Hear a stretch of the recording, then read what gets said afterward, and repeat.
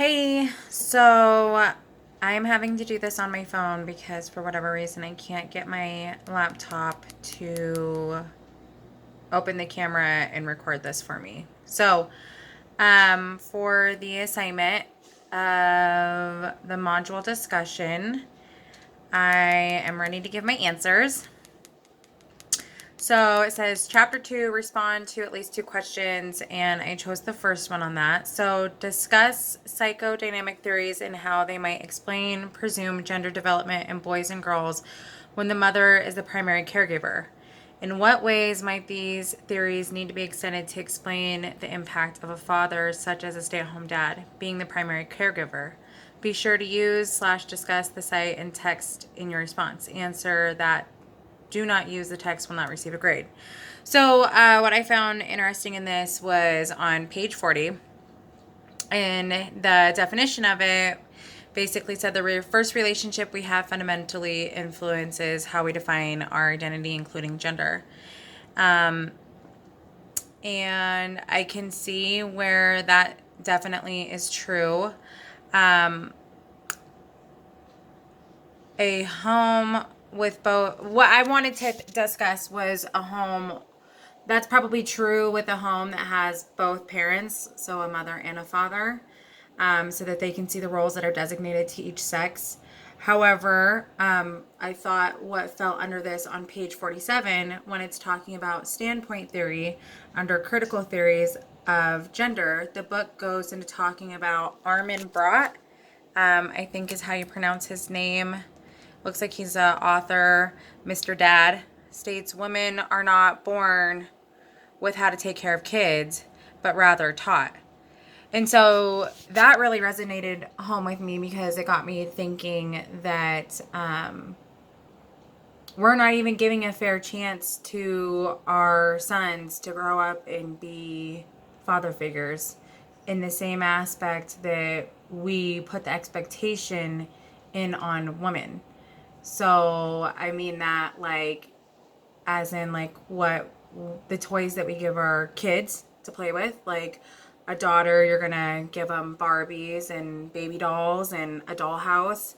And I think if you were to give a son that, then society and you would probably have like second thoughts about that and wouldn't just come off like that's no big deal like it would to a woman. And so I that's really what I got from that. Um, it almost seems, I also thought of this like, so we don't train them up to have that standpoint on how family is important and how it's important to pour into our kids like we do for a woman to be nurturing and caring and a staple of our family and be the one to be raising them up. So when I continued to think about this, what else it made me think about it was that it's almost like the sex talk, right? Like an awkward, uncomfortable conversation to have with your kids. And so when you don't talk about it and nobody is acknowledging it or addressing the issue, then it just becomes like this tiptoed topic in the household. But then, when a boy grows up to be a man, we expect them to conduct themselves in a certain way in our home, in relationships, in society. And so it just really made me think that like we're not really setting them up for success in that aspect, but we are expecting the same expectations, you know, from them. And I can see where that isn't right and that isn't fair. So that was my response to number 1 for chapter 2.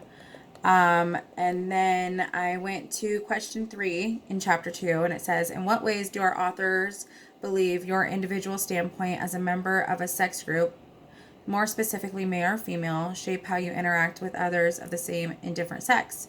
Explain how other standpoints besides sex and or gender might help you understand your position to or location within our culture. So I said on page 46, what I liked best about this part of the chapter was it saying that you don't have to be the one that's suffering from a certain unfortunate event or injustice to see that it is happening. And I feel like that's very important because just because an injustice might not be happening to you particularly doesn't mean that it's not happening. And, looking back on what that was based off of in the slavery, like those things are very well still happening. And I feel like we see it all over media and all over Facebook and all over everything. And, it's just I feel like ignorance is bliss.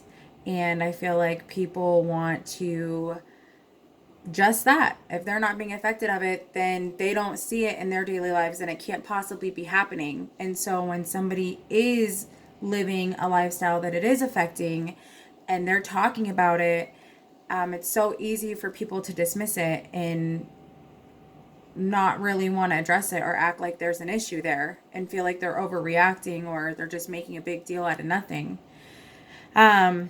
And then I also liked how it said dominant groups don't need to understand the perspective of less privileged groups to survive. And I just love everything about that statement. That's all the way real, and I really appreciate it. So moving on to the set of questions for chapter 3, I chose to answer question number 2. So discuss the similarities and differences between both womanist and multiracial feminist movements. In what ways are the experiences of white women and non-white women similar and or different?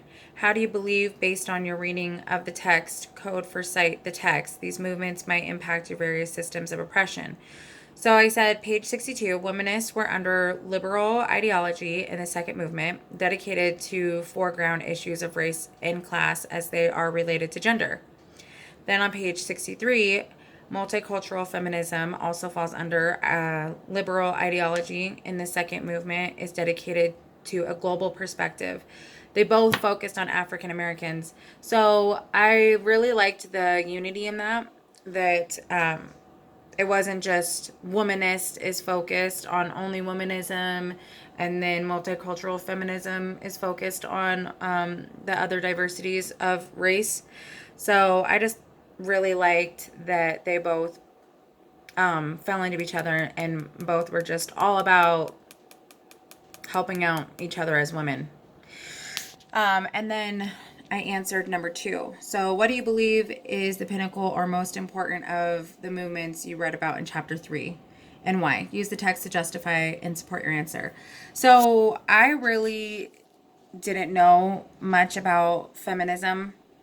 When I thought about it before reading any of these chapters, I thought it was really just a bunch of angry men, or I'm sorry, angry women, well, and men that didn't want women to be on their level. And I just pictured a bunch of like hippies and things like that. I don't know why. Very ignorant, I guess, and thinking like that.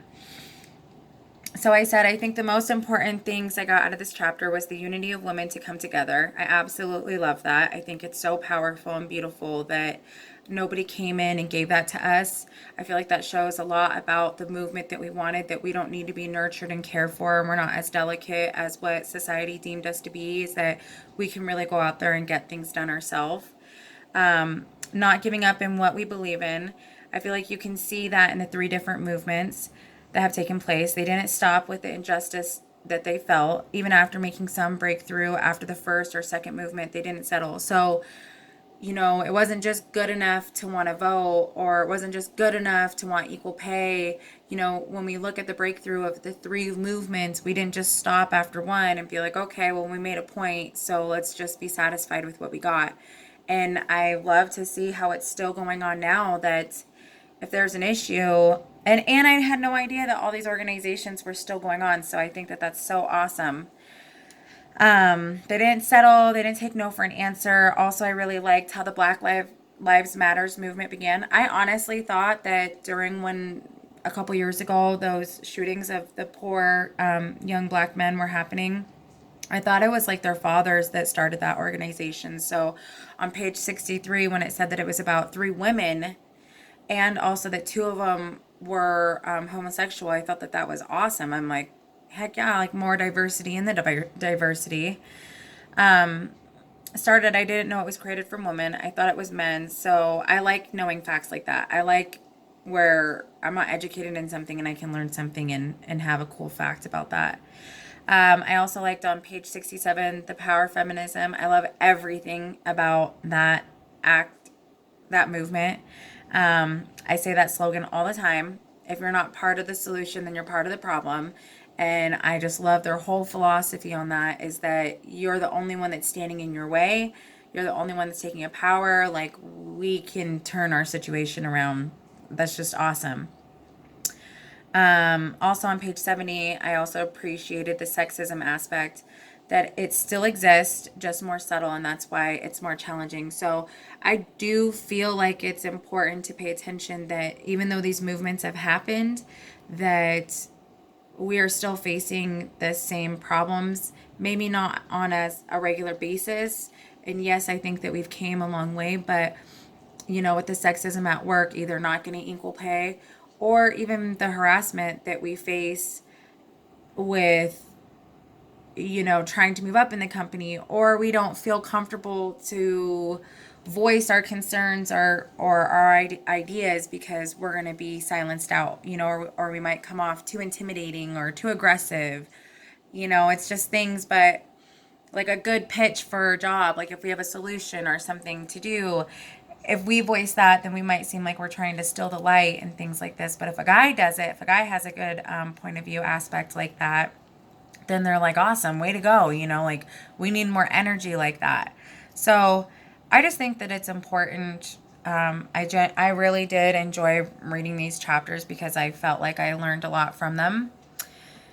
And that's all I have. Thank you.